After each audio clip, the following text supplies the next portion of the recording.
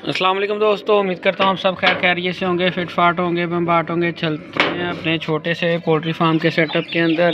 तो देखते हैं, यहाँ मैं पानी छिड़क के गया था थोड़ी देर पहले। गर्मियों में आपने मुर्गियों की हिफाजत, चूज़ों की हिफाजत इसी तरीके से करनी है कि आपने उनके नीचे एक तो जगह कच्ची रखनी है और दूसरी जगह जो है ठंडी रखनी है। पानी का छिड़काव कर देना आपने, ठीक है। बहुत ज़्यादा पानी भी नहीं छिड़कना कि गाढ़ा बन जाए, ठीक है, जरासीम बने।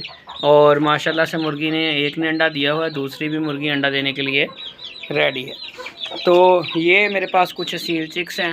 ये सील मुर्गी जो है, सील मुर्गी ने अंडों से चूज़े निकाले हुए हैं। आज हम बात करने वाले हैं दोस्तों रानी खेत की बीमारी की। अगर आपने ये काम करने का इरादा बनाया हुआ है या फिर आप ये काम कर रहे हैं तो इसमें नज़ला, ज़ुकाम, ये सारी बीमारियां तो हैं बहुत कॉमन, बुखार वगैरह, और इनका ट्रीटमेंट भी बड़ी ईजीली हो जाता है, परिंदे का लॉस नहीं होता। लेकिन एक बीमारी है एंडी, रानी खेत, और वो 2-3 तरह की होती हैं। एंडी क्लोन होती हैं, एंडी आई भी होती है, ठीक है। तो इसको एंडी इंग्लिश में और उर्दू में रानी खेत कहा जाता है। तो ये बीमारी बहुत ख़तरनाक है। ये एक तो वायरल है, एक परिंदे से दूसरे परिंदे को लगती है, और दूसरा इसका ये मसला है कि ये जो है ना, ये बीमारी जानवर का नुकसान कर जाती है मुकम्मल तौर पे।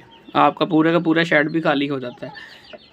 इसकी अलामत क्या है और इससे बचने के तरीके क्या हैं रानी खेत से, और ये जानलेवा बीमारी है परिंदों के अंदर। तो सबसे पहला तो इसका बेहतरीन हाल दोस्तों रानी खेत से बचने का ये है कि आप इनकी वैक्सीनेशन करके रखें एंडी की।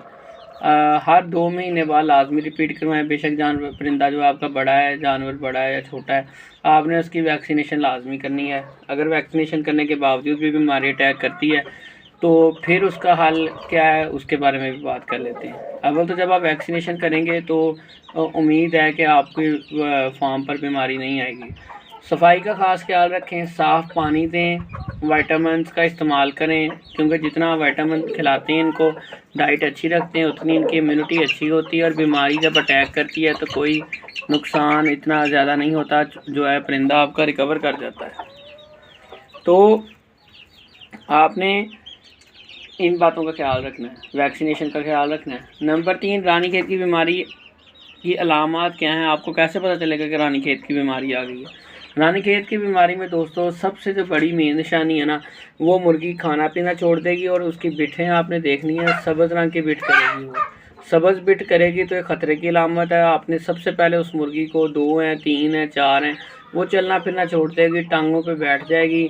बाज़ अलामत में उसकी जो गर्दन है वो टेढ़ी भी हो जाती है, लेकिन बाज़ अलामत में गर्दन टेढ़ी नहीं होती, सिर्फ मुर्गी खाना पीना छोड़ जाती है, टांगों से बैठ जाती है, और जब उसके मौत हो जाती है तो उसकी गर्दन बाद में टेढ़ी होती है, पहले नहीं पता चलता। तो आपने सबसे जो मेन निशानी है वो यही है कि टांगों से बैठ जाना, खाना पीना छोड़ देना। अगर खुराक खाएगी भी तो वो पोटे से आगे नहीं जाएगी, हाजमा ख़त्म हो जाएगा, उसका बंद हो जाएगा, और हाजमा बंद होने की वजह से मुर्गी का 1 से 2 दिन के अंदर वो उस मुर्गी की तो डेथ होगी, लेकिन साथ बाकी जितनी भी मुर्गियाँ हैं उनमें भी वो वायरल इन्फेक्शन फैलेगा।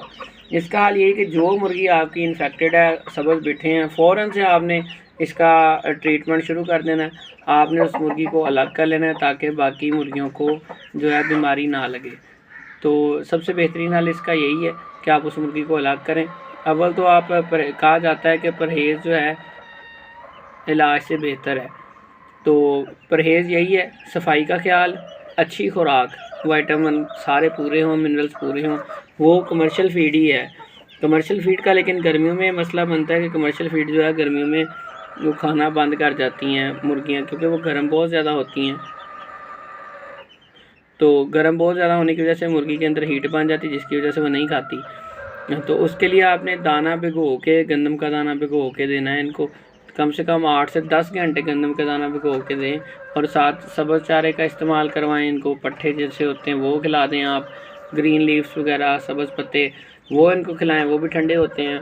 और उसके बाद आप इनको पानी के अंदर नमक या फिर गुड़ वाला पानी, नमक वाला पानी, नींबू वाला पानी, इनमें से बार बार ये चेंज कर कर के 1-2 दिन के गैप से इनको पिलाएं, ताकि इनका जो इम्यून सिस्टम, नमकियात की कमी पूरी होती रहे और कोई बीमारी अटैक ना करे।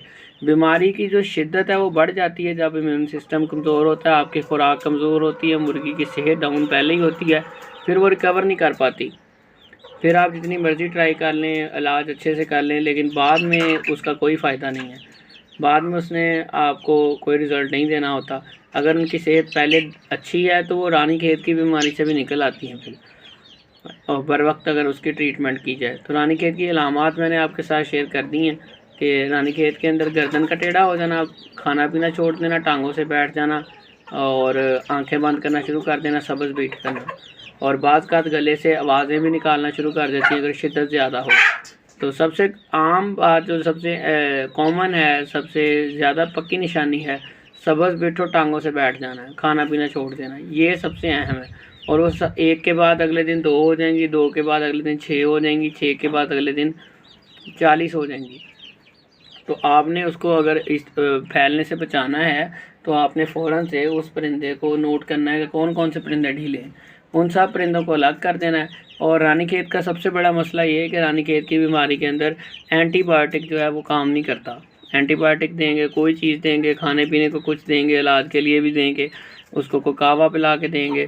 اینٹی بایوٹک کی نسبت کہوے سے زیادہ ہے، کہوے کا رزلٹ قدرے بہتر ہے رانی کھیت کی بیماری میں۔